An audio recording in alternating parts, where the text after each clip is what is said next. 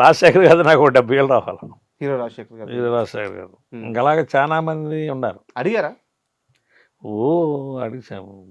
మా ఒకటి ఈయన నుంచి ఒక అసిస్టెంట్ తిరుగుతూనే ఉంటాడు, బండి వేసుకుని తిరుగుతూనే ఉంటాడు. ఓకే, ఇదిగో ఇదిగో వేస్తున్నాం, అదిగో వేస్తున్నాం, ఇదిగో వేస్తున్నాం, అదిగో వేస్తున్నాం అని చెప్పని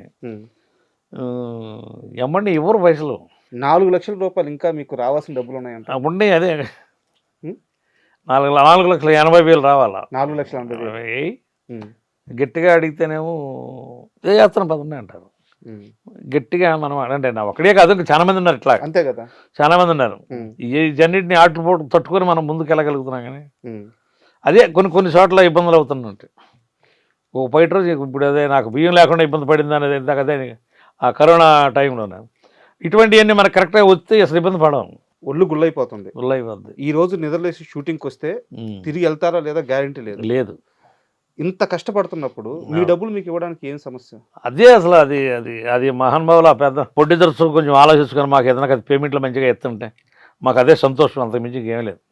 కన్నడ హీరో ఒక ఫైట్ చేసామని వాళ్ళ పేర్లు చెప్పకూడదు కానీ అది మొన్న 25 రోజులు చేసాం. 25 రోజులు చేసాం. అసలు వాళ్ళ ఫారెన్ ఫోన్ చేస్తే ఫారెన్లో సాంగ్ దొరుకుతుంది, వస్తాం వచ్చినాక ఇస్తాం. ఇలాగా కన్ను కాపుకొని చాలా కంపెనీలు అట్లాగా వీటన్నిటిని తట్టుకొని నిలబడి బతికేవాడు